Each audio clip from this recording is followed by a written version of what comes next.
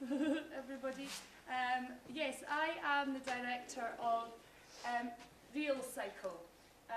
Realcycle was created by me about 2 years ago, and it was created as a response to the market.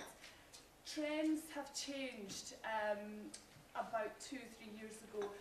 You'll have seen Kirsty Allsop on doing her things on television, you know, homemade home, using old things and turning them into new, which is essentially called upcycling or reusing.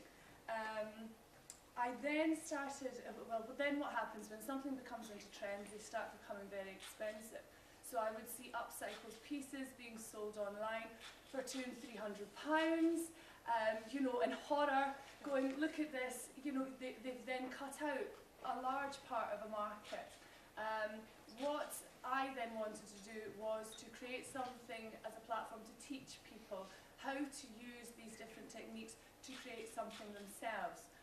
What I also looked at in 2013 was on the SEPA's website was the total landfill, so household landfill. And we had landfill that went to recycling, which was 42.3%. We had landfill that went to, sorry, that's a lie. We had waste that went to recycling, which was 42.3%. We had then waste that went to landfill, and that was at 53.5%, which actually equals just under 1.3 million tonnes of waste in 2013 that went direct to landfill in Scotland alone. That means there's a lot of scope to stop things going into landfill. For the past 7 years, correct me if I'm wrong, I think, but Zero Waste Scotland was working on recycling. So you've got the bins, you've got, you know, how can we best recycle?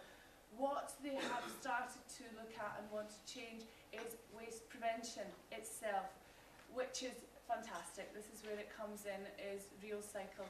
It is preventing landfill. It's taking something old and it is turning it into new without any process required. What am I, or what is Realcycle?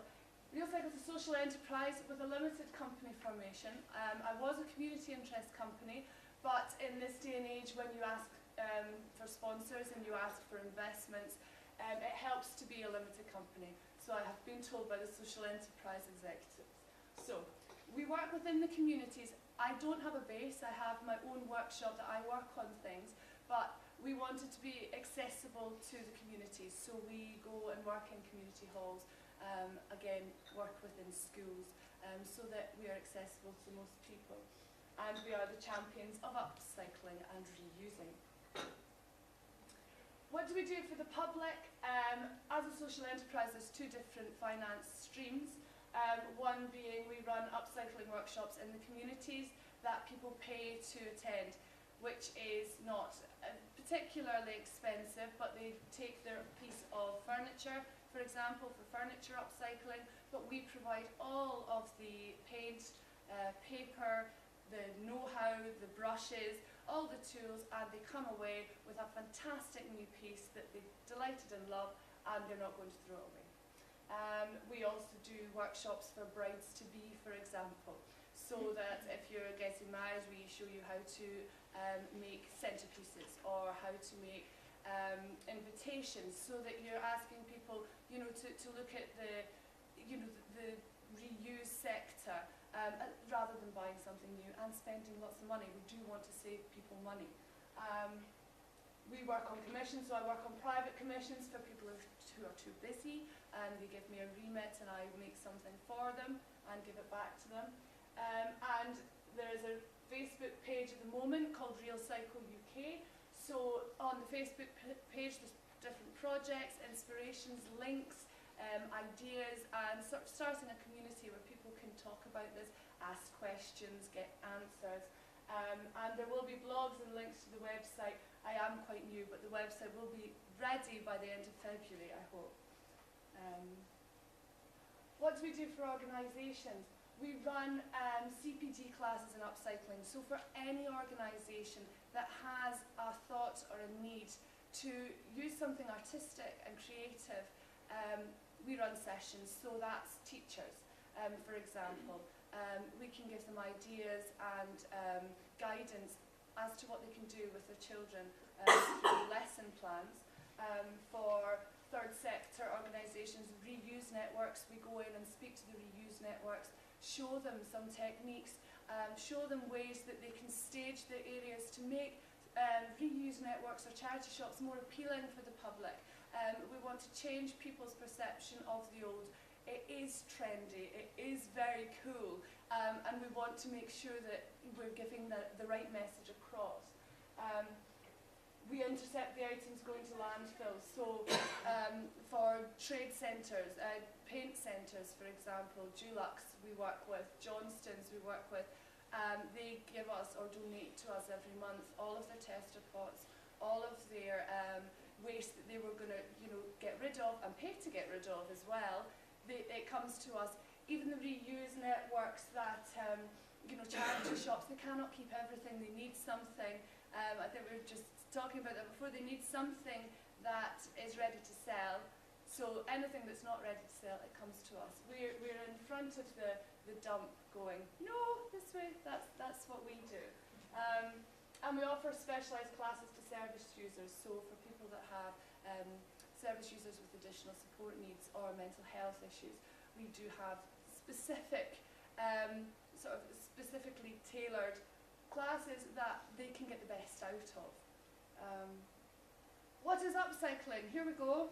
It is taking something that has come to an end of its original state and using artisan techniques, which is just a fancy word for art stuff, arty stuff. We turn it into, it makes it sound really good when I say artisan, you see. We turn it into new. This was a chair workshop that I ran last year with Perth and Kinross Council. These poor sad chairs were just sitting at the back of reuse networks and church halls.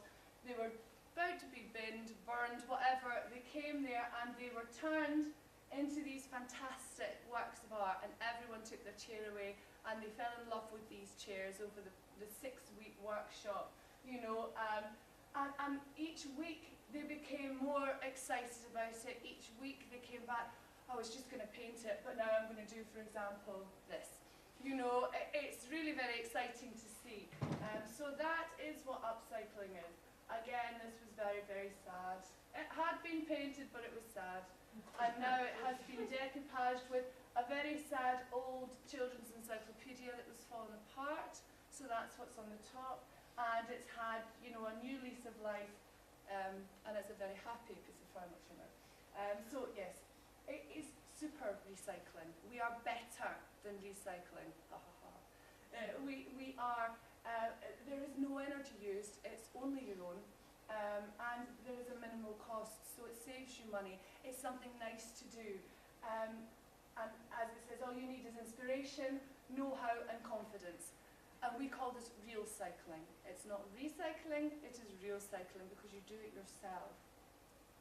Okay, why should the Realcycle revolution, because that's what it is, should go into schools? Clearly, yeah, children are the next generation. Yes, they are. If we do not get this right with this generation, I think we're going to be in trouble. The last few generations from myself and above, we're in a disposable society. The society made a lot of money. Buy new. If you don't like it, throw it away. It doesn't matter. We have IKEA. Let's bring it in from other countries. Then let's throw it away in our own country. We're going through, it's quite a shame. We're in a loop. You look at the ladies, the older generation, so your 70s, 80s, 90s. They do what we actually teach. It's thriftiness, but it's art. It's techniques that turn things from old into new without having to throw it away. If we don't get this next generation right, if we don't change the way that we think, we are going to completely lose what used to be, and we are going to continue to struggle in a very throwaway society, I think, personally.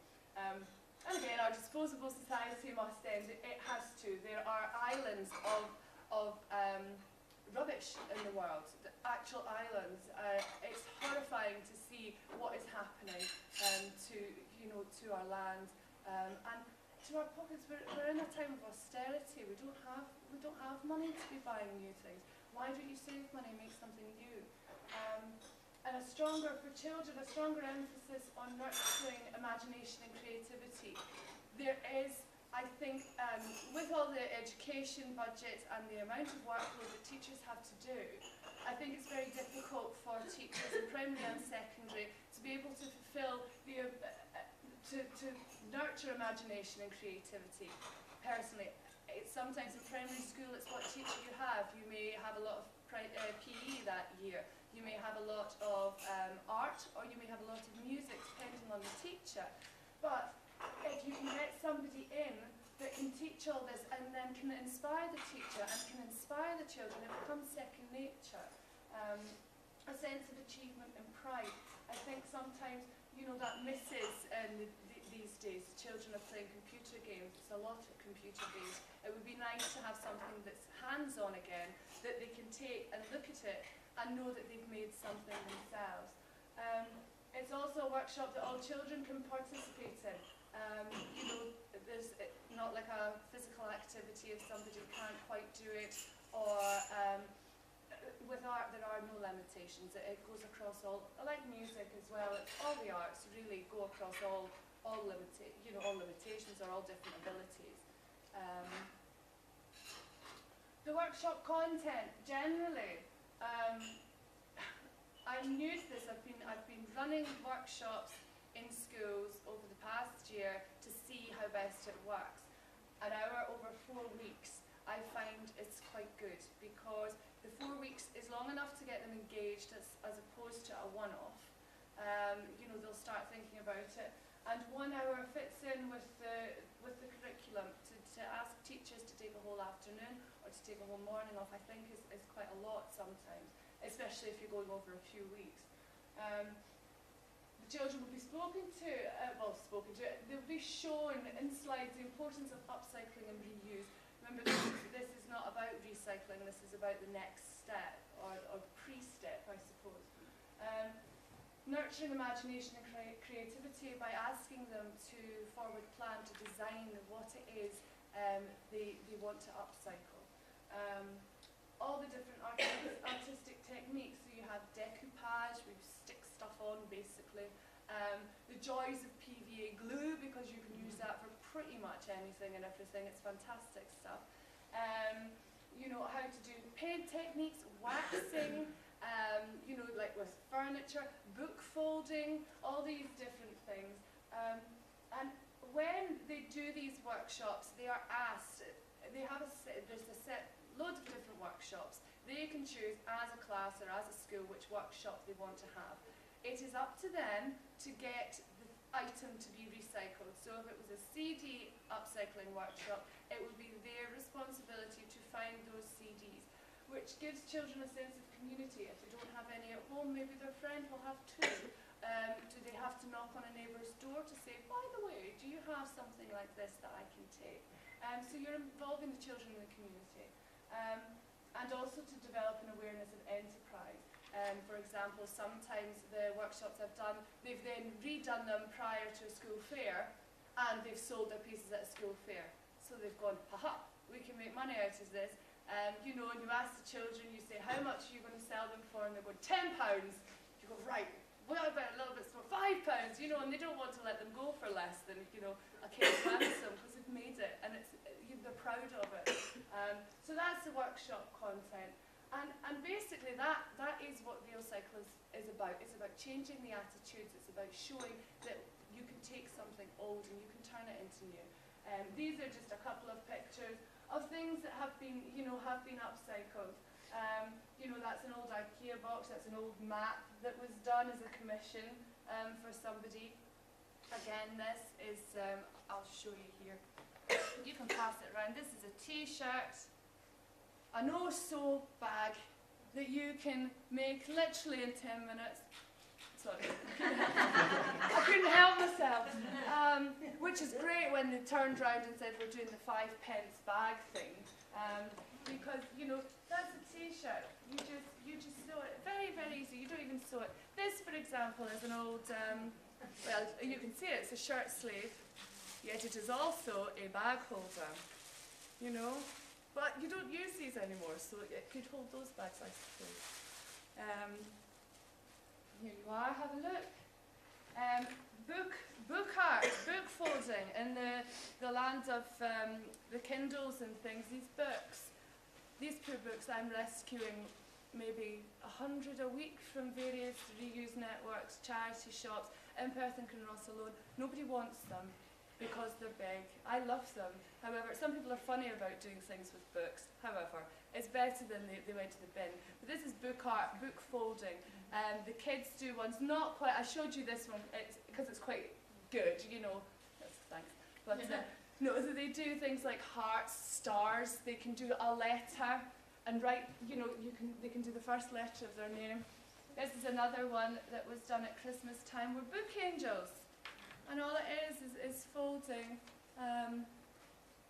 You know, and all these books would have just disappeared, gone in the bin. Again, this was made, I bought this one because it was fantastic, made by a 7-year-old, and it's an upcycled CD clock that I did a workshop with. And we photocopied, okay, it's not all completely recycled, so we try as much as we can for upcycled. And this one, for example, was an art picture of a Duffy painting, and it was photographed in black and white, and all the children coloured in to the colours that they thought this Duffy picture should be. And it ticked a lot of boxes for the teacher because they were doing, you know, art, fine art, history, so it kind of worked all in. And then the last one is a jigsaw puzzle. I should have put another layer on it, but I did it the other night. It's a jigsaw puzzle that would have gone in the bin. It was missing a few pieces. Just glued with your lovely PVA glue, and makes a fantastic bowl for kids to take away and put things in. So yes, that is basically what I do. And the next phase is now going to the councils and saying this is what I do. And I think you should get me to do it all across the boards of every council, and with the eco schools, because I'm sure you'll love it as well, and you know, get it into the schools and just really, as I say, start a revolution and change everybody's mind. So there you go, that's me. Do you have any questions? Have you got any plans for Pass It On Week? Yes, I do. In Perth and Kinross I do, because I'm based, well, I lived there, so it started. Pass It On Week, does everyone know Pass It On Week? Is it 2 week with Zero Waste Scotland? For Pass It On Week, what I've done, or what I'm doing with Perth and Kinross Council, is taking different furnitures, different items from almost every reuse network and charity shop within the Perth and Kinross area. I then have a huge tent that I'm staging a room.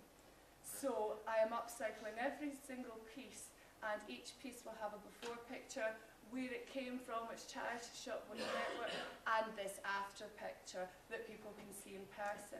And as an initiative for buying out of these places, they get, each time they buy something, they get a raffle ticket. And all the pieces that the people see that are upcycled, they can win in the raffle. So that's what I'm doing for Pass It On Week. Thank you for asking. Anything else? Thank you very much. In terms of sourcing stuff, yes. You mentioned both you sourcing them and the kids sourcing them. How does it work? Do you rock up with a big bag of stuff? Yes.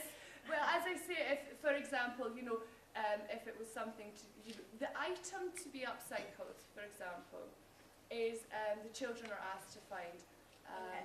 So like in the first session, you'll go in and do an introduction and send them off and say, bring something back next time. The idea is they'll get, if they want to do workshops, they'll maybe get 6 or 7 different workshops, age-appropriate workshops they can choose, and they will pre-choose them.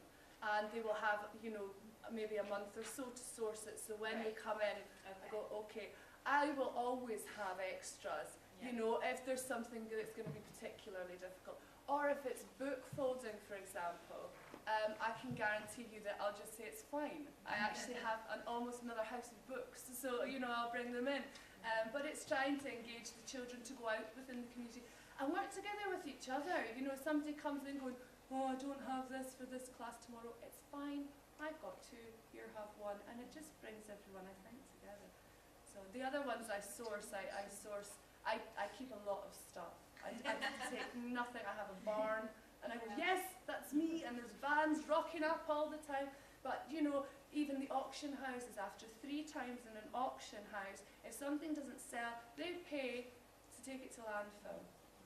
That's crazy, you know. So I take it, which is also crazy. But eventually, there will be something that clicks somewhere, and there will be, right, okay, how can we do this? I suppose it's another facet of doing it, but I just keep taking it all, yes? I think it is a bit of a pity these days. I mean, I remember when I was younger, you could go to a dump and you could pick up bits of furniture and stuff, and now it's all chucked into metal, broken up. Yes. You can't access anything. It's really quite sad. I know why they did it, because of health and safety. You know, and they cut the funding, so there's not many people manning different refuge sites and stuff now. But it is a shame. And prices have gone up in these things, which they shouldn't, even though they're still landfills. So I think is it health and safety, even if it's just wooden furniture? I'm not allowed at the dump. No one's I'm not allowed. See, because I'm an organisation, but I don't have a van. And it's a catch-22. If you have a van, you know, you can go as an organisation. There is a certain place that people can put waste that they want reused. That organisation can then go up and pick it up. But I can't even hop in their van and jump out the other side and pick stuff up. And I have a high-vis vest. It has to be done correctly, because I'm sure something's happened somewhere along the way that there's been an accident, I think. You'd understand with electrical goods or something like that, but not so much furniture. You used to be able to go through the dump and stuff, and you just can't anymore. I suppose it's, you know, health and safety executives have created a model, and that's the way it gets stuck to. But there's tons of stuff everywhere else, though, I promise you. Absolutely. And the great ones, if you want to do it yourself, you know, B&Q, and you do the rolls of wallpaper, you know, the tester roll, wallpaper rolls. If you just take a couple of rolls of it, you know, and take it away, you can do a chest of drawers, you can do the front and side. You're not recording this, are you? You know, but things like that, they don't mind. I've asked them, because I do it quite a lot, and they say it's fine, because they're just going to bin it anyway. You know, Dulux trade centres, all those people, if you walk up to them, they're great, and you say, do you have a spare tester pot or a couple of tester pots? They will give you them. Yeah, we get our packet and paint in for the panto sets from our local Dulux place. It's all bad mixes. Yes. So you wouldn't be able, you know, you can get a tin of blue, but you won't be able to get it again if you need something. Yes, it's not quite been a right. mistake, so And it's lovely. and if you've got, you just have to It's like Christmas. Details down, Yeah, it's great. I mean, the Dulux Trade Centre, they actually deliver this stuff to me on a monthly basis in you know, they come up in their van and they come with it. And it's great, and I sit there for about an hour opening each one going, what colour am I going to have? Oh, this is so exciting. You know, but it's good. There's so many ways that you can do it, but that's what I'm doing, is trying to change perceptions. Where do you keep all your tins away? I live on a, yeah, I stay just outside Blairgowrie on a wee farm, and I have a big barn, which is now a much smaller capacity barn. But I put stuff there, but there's more workshops now starting. We're rolling across the whole of Perth and Kinross, hopefully Dundee next, then Fife, and then we start going over the bridge to Glasgow and Do Edinburgh. you know if there are? We used to have a place in Govan which was a paint recycling place, and it's now in Glenrothes or something. Okay, there are some, yeah. They closed it, the Castle's Furniture Project. Castle Furniture Project, yeah, they do that as I well. think they've stopped the paper, wasn't it? It's hard because they can't do everything. So I suppose it's just finding the different people. My idea to find all the different people that do all the different stuff, bring it together in the community, so it's easy for people like yourselves to say, I want to do this. How easy is it? It's really easy. So there we go. Okay. Thank you, Jennifer. Thank you very much.